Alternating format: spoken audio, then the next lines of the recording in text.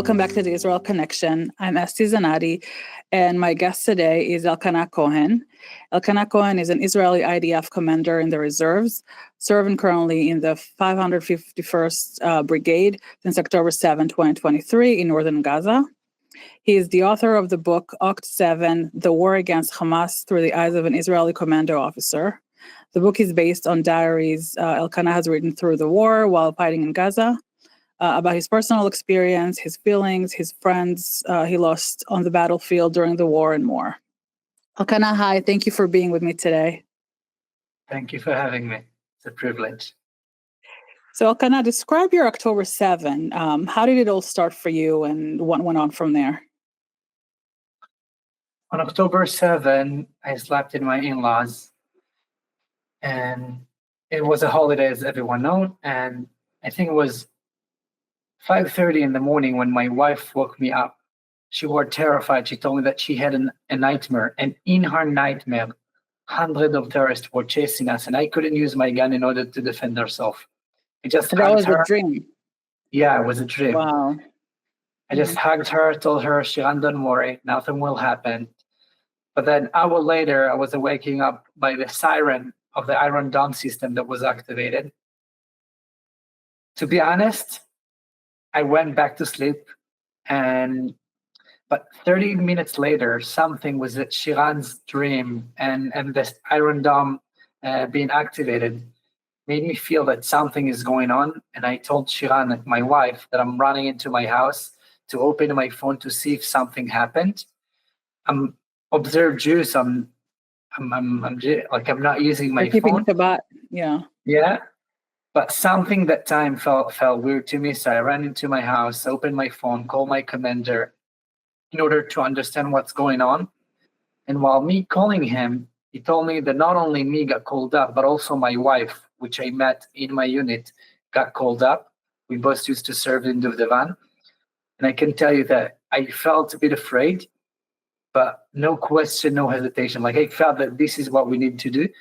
And I packed my stuff, went to the shul, which I knew that Shiran will already be there.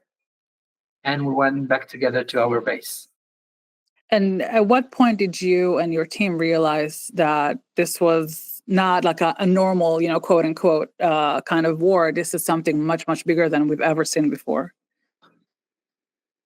I think right after this call, another friend of mine who called me, he used to serve with me, who told me that Shiran got called up. He told me something bad is going on right now in the south. I was asking what happened, and then he told me there is rumor on 3 soldiers that got kidnapped. I said, oh my God, soldier got kidnapped.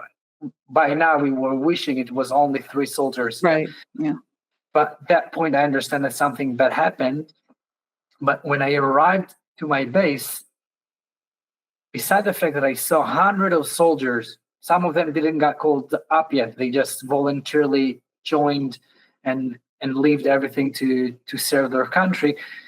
But I heard a lot of people talking about, I can reach my friends. It was only, I think, 10 in the morning. I can call them. I know that one other friend of mine died. Like it was all chaos. But I think at that point I understood that something really bad happening right now. And did you guys get to go to the kibbutzim at first, or were you just were just called straight to the base and then spread out? So usually before October 7, I was deployed in non-combat position. During my active service, I used to be a team officer in Duvdevan. This is my unit.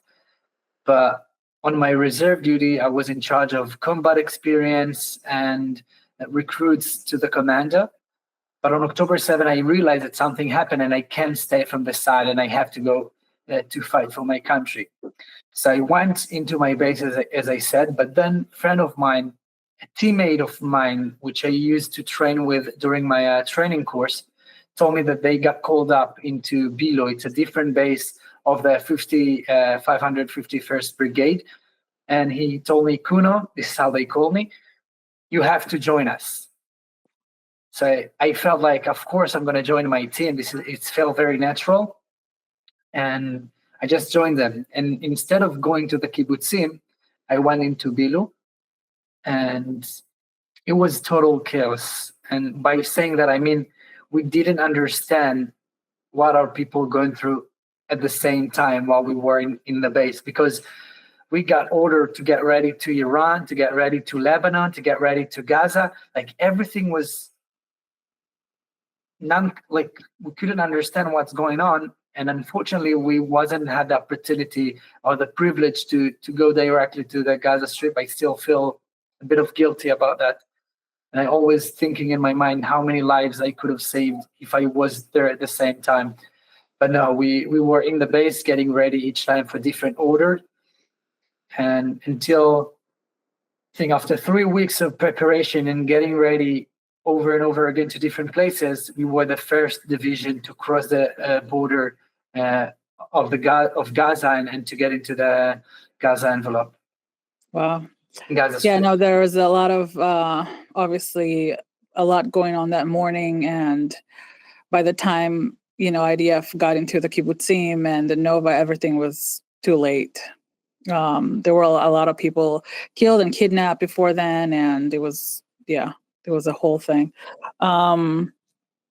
What was the toughest part for you about serving in Gaza after you guys got in already? It's a good question, and I think each interview have different answers. But right now, when you ask me that, I have a memory that just popped into my mind. In one of the time, me and Shiran, we had an opportunity to speak with each other through the classified phone. As I told you, she also served in my unit. Yeah. And once in a while, I could have communicated with her through the red phone. This is how we call it in Hebrew, telephone adom. And most of the time we couldn't communicate, but those times when we could, we were speaking a little bit, and we had like a kind of a code thing when Shiran used to ask me, Elkana, you heard? And every time when she asked me that way, I understood that I probably lost one of my friends or something. This is how she's asking me that. And in one of the days, I was after an operation. We was need to bomb one of the terror entrance tunnels, and it was a very, very hard day, physically hard day. I came back to that place that we were in, and I just rest a little bit. And we had the opportunity sometimes to have the radio, so we turned on the radio and we were hearing some music. But then at the end, the reporter, I remember her saying that after very tough battle at Gaza, two officers died. And then she mentioned the first name were Shai Shamriz. When I just heard that name, I turned off the radio. I didn't want it to hear even the next name, because I was asking my friends, did I hear it properly? It was Shai? Then they all said, yeah, Shai Shamriz. And Shai Shamriz was a very good friend of mine. He used to learn in my mechina, then he used to serve in my unit. And I was devastated. And then when she called me, she asked me if I know, and I said yes, Shai. But then she told me yes, and Shauli. So like, wait a second, what? Then she told me yes, Shauli. And Shauli, I think a lot of people know him, Shauli Greenlick. Shauli Greenlick, yeah, I will never forget his voice. He has, to those who don't know, Shauli participated in Israel's Next Star to the Eurovision last year. He wanted to represent Israel in the Eurovision Song Contest, and he was doing the reserves, and unfortunately he got killed in the battle before he made it to the second round after the first audition. And he has a beautiful voice. Yes, so Shab was telling me that, and this is just broke me. I felt like I didn't know what to do. Like, all right, I just could have handled 1, 2. Like Shauli was like, after hearing all of those friends that I lost, another one was too much, and I was devastated. I think this point was one of the hardest point during my time in Gaza, because when you're preparing yourself to bad news, then you get something even harder at the same time. You're not ready for that. And I met Shauli just after I got married to my wife, because I'm not originally from Ra'anana, but I moved to Ra'anana after we got married, and Shauli was in her class, and they were good friends. And he was special guy, very funny, smiling, and everyone who was around him like knew him. He was like an amazing guy. And yeah, this was a very hard moment for me. Yeah, his family is very special too. They've been performing in his memory and honoring him, and it's just incredible. And the amazing connection between him and Yuval Rafael, the girl who will represent Israel in this year's Eurovision contest, is also amazing. She survived the Nova Festival. She's one of very few people who survived the shelter that she was in. And she had to play dead for a while, and it was a whole thing. And she's going to represent Israel this year, and they met on a trip to South America, I think. And they got together, and they have a video singing together also that his sister, Shauli's sister, posted online. So it's incredible. May his memory be a blessing. And it is sad that we lost, and we keep losing all these amazing people. So what were two really significant moments for you during the current war, that something you witnessed, something you're going to take with you for the rest of your life? So after 6 days of fighting at the Gaza Strip, which I barely could communicate with my wife, I decided to write a letter to her. And during that time of writing a letter, I understood that we are witnessing to something that not only us, but the entire world should be aware and be able to understand what we're going through. But not only that this is a historical moment, and I'm not have the opportunity to understand and process everything we're going through. So for that moment, I decided to keep a journal every day to document as much as I could our emotion, what we've done, what we've did, what we were doing, everything I could, in order to be able to understand what we're doing, but also to be able to share our story. And I think that moment was very significant for me, because from that moment, I understood what we're doing. Until then, it was just like I was acting as a machine, like I would like autopilot. think. Yeah, but after start writing everything, it's made me think and helped me to grasp what we've been through. So that's when you started writing your journals. So how did the whole book idea come about after that?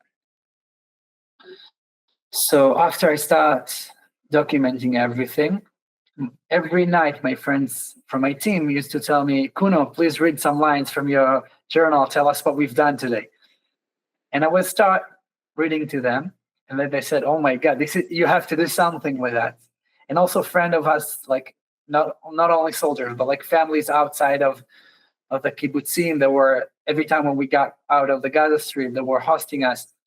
And they told us, "Can you read something for us?" And I was reading like what we've done. And they told me, "Kuno, you have to do something with that."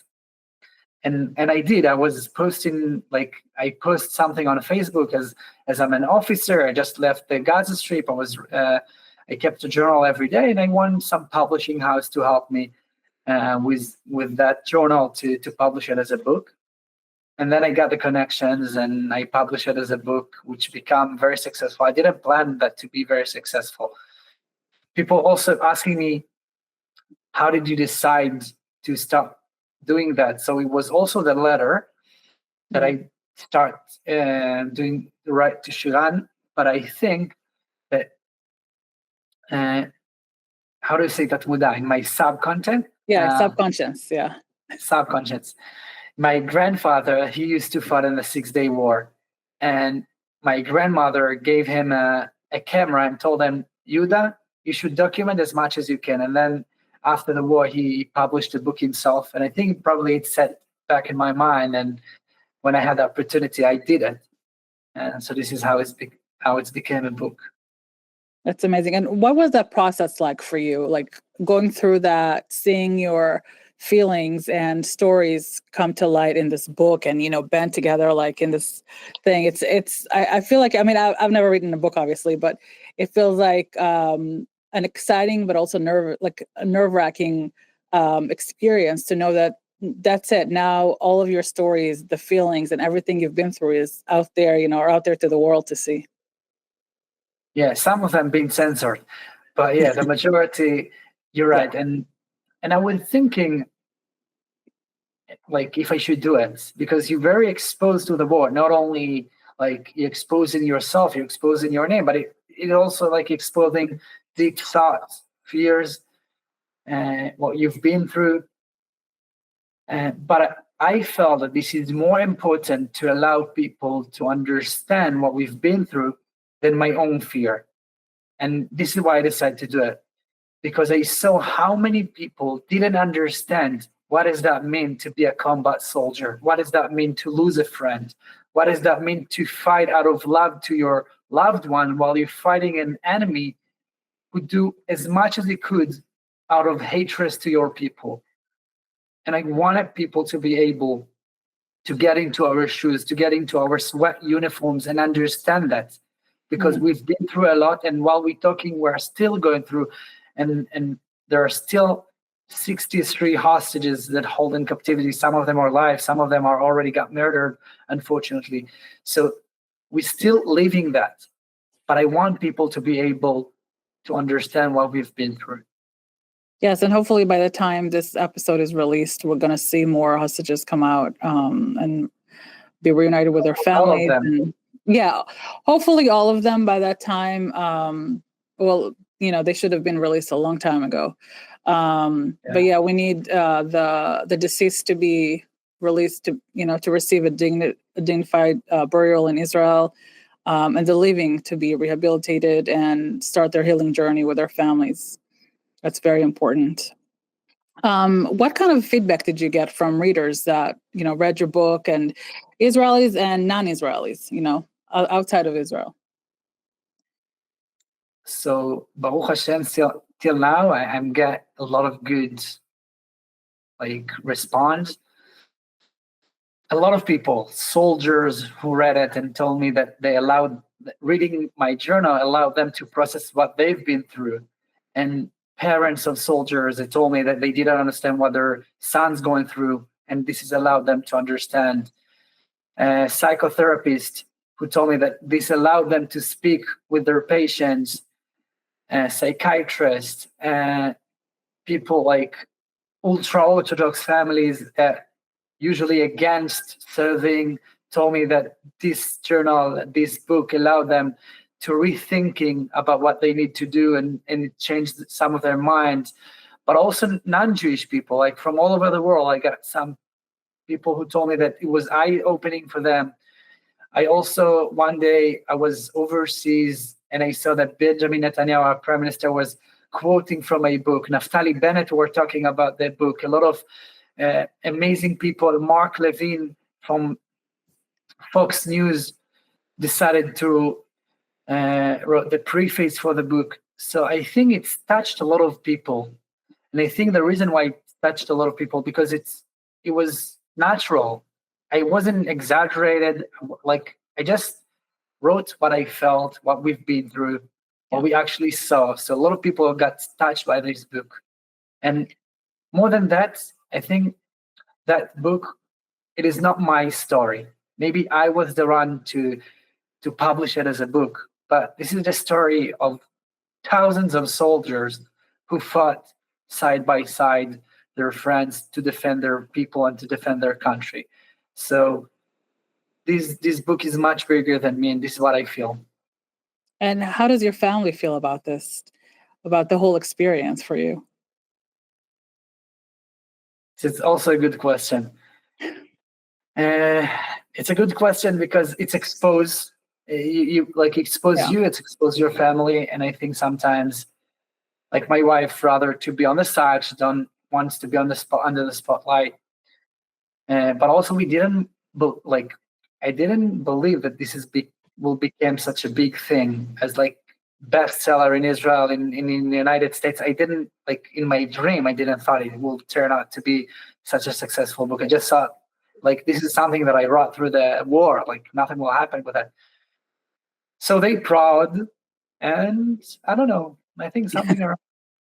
That's great. I mean, it's important that people, especially from outside of Israel, listen to these stories and read about these experiences because in Israel, most of us serve in the IDF. We not all of us are combats, of course, but we know a lot of people that serve as a combat, or we have this collective experience, and we understand the depths of it and the risk, obviously.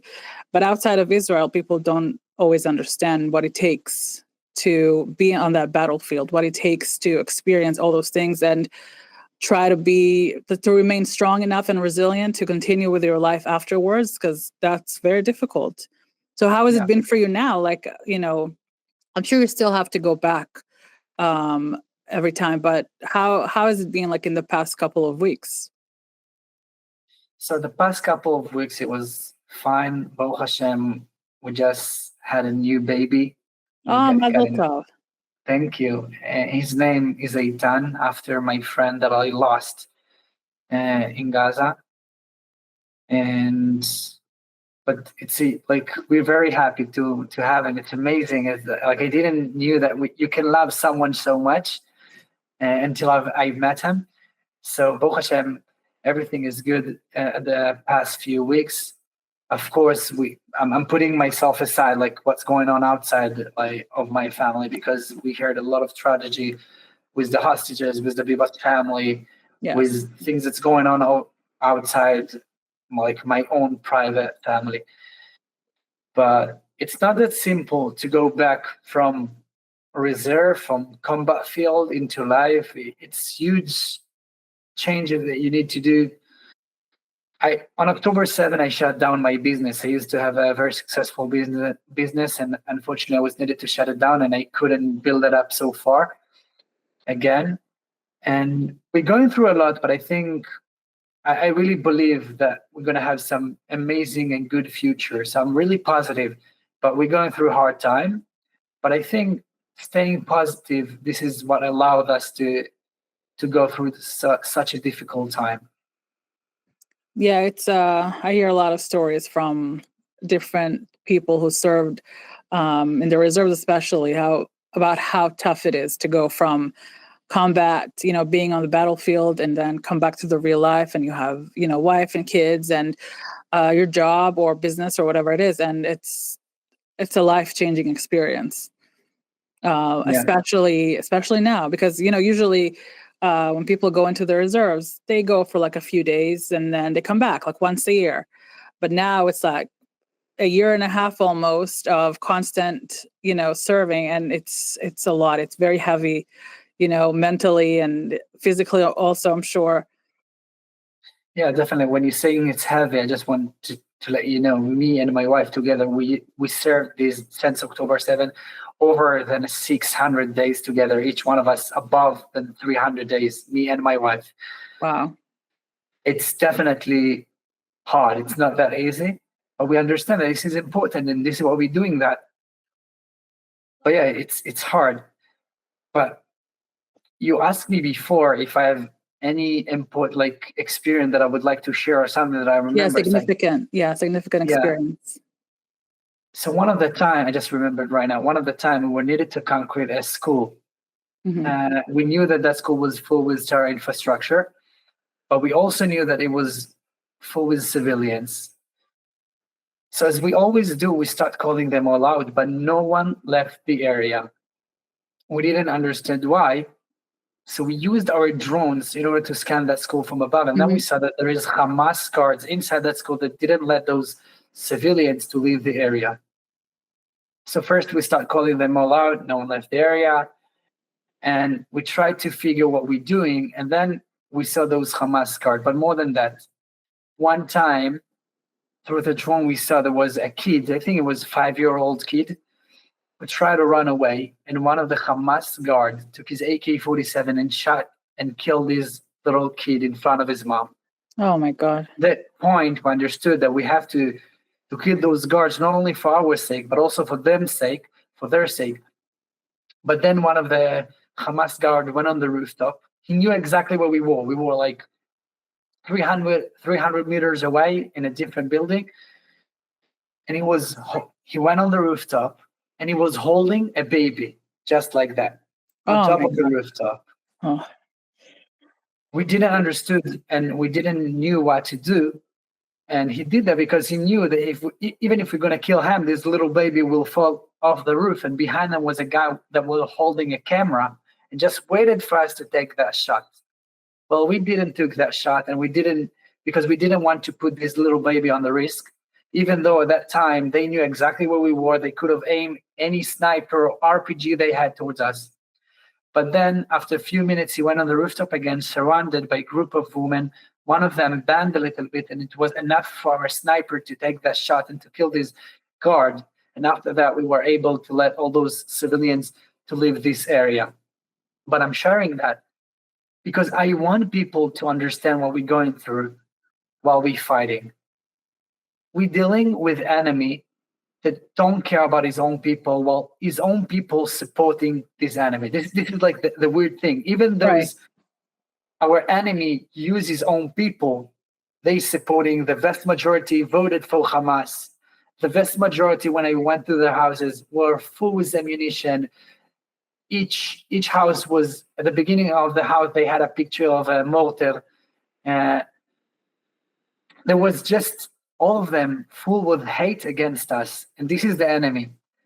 And unfortunately, now we see every time when they releasing hostages, we see how they bringing all of their babies, all of their children to watch and to be witness to releasing of those innocent, amazing people that their only sent were dancing in a festival music.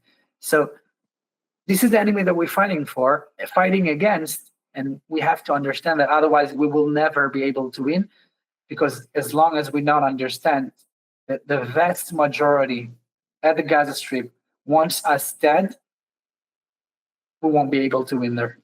Yeah, I mean they're being brainwashed since birth, being indoctrinated, and we can see it in all those services. Like when they had the Bibas family on the stage in the coffins, and they had like celebratory music and people with their kids dancing and cheering.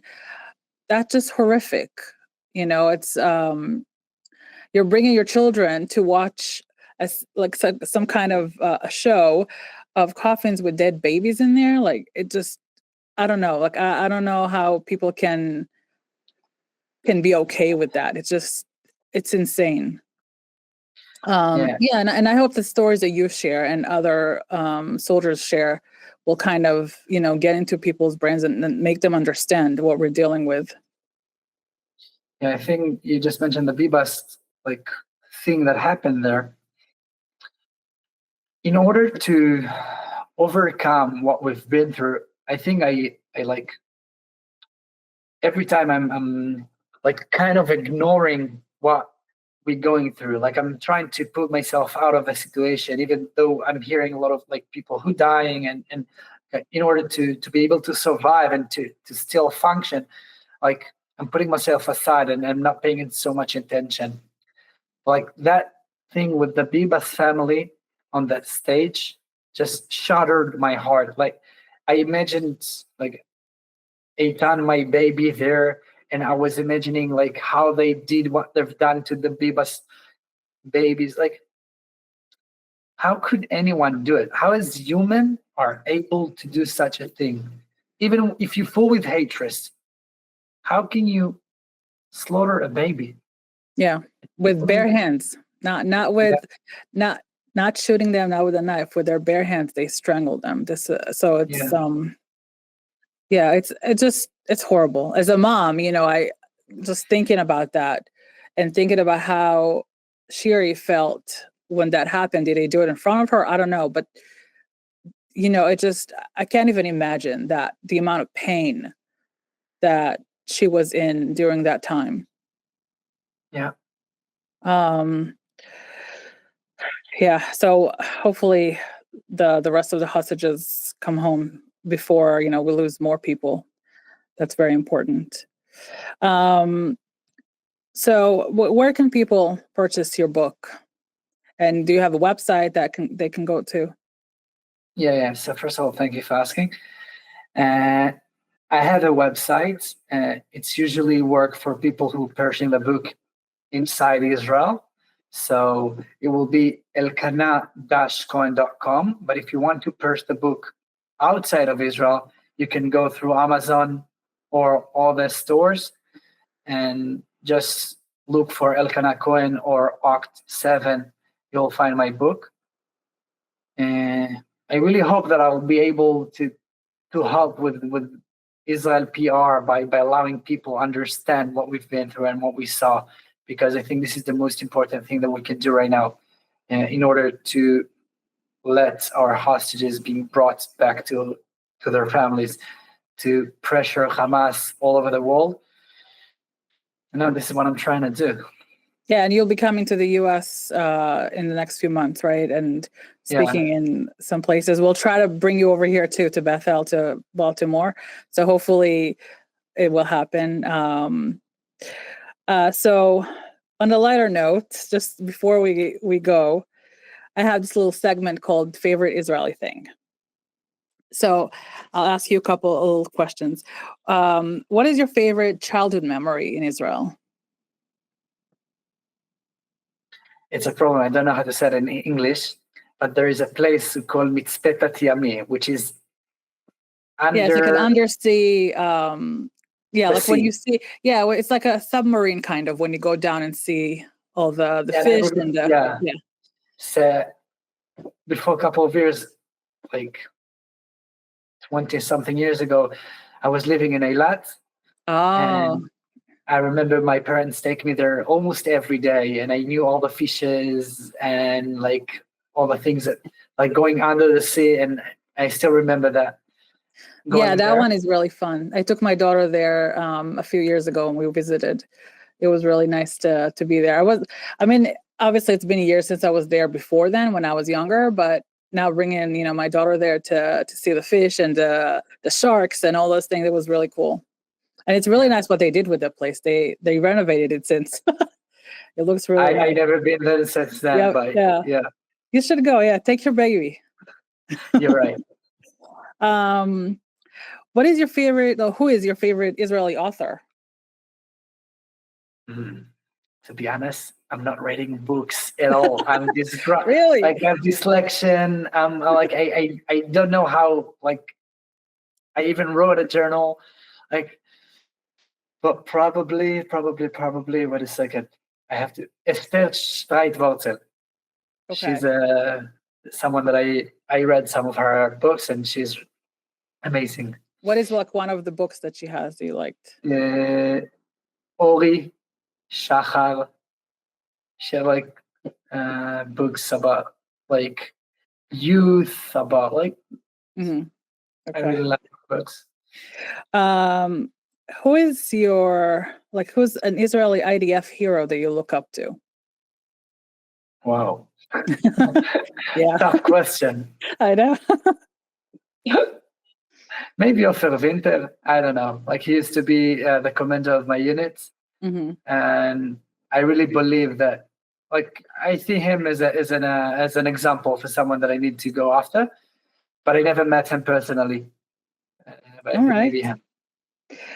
And what is your favorite place in Israel to go and relax, enjoy time with family, or by yourself? Jerusalem.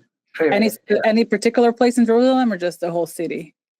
Just go through the whole city till the Kotel. Nice. And lastly, what is your favorite Hebrew word or expression? Sababa. Sababa. I don't know, just popped into my mind. Like, Sababa. That seems to be like a favorite word of a few of previous guests, so that's nice. No, it's easy because if you're an English speaker, probably one of the three words Sababa or Magni, like Achla, yeah. Shoko besakit, yeah. Oh, no, Shoko besakit. I don't think that people know about that. Shoko besakit is chocolate milk in a bag. That's like a staple of Israel. If you ever went to summer camp as a kid in Israel, you had shoko besakit and a roll, an empty roll with nothing in it, or that's like every morning Israeli kids back in the day especially used to drink shoko b'sakit. That was our morning drink. Yes, I remember a lot of people are coming from overseas to Israel. What word do you know? You know what? I love shoko b'sakit. This is what they will first tell you. Like shoko b'sakit, shoko b'sakit. It is delicious. It is the best shoko out there. Yeah. All right, Elkana, thank you so much for being here. It's been a pleasure talking to you. Thank you. Thank you for having me. It's a privilege for me. And thank you all for listening. Until next time.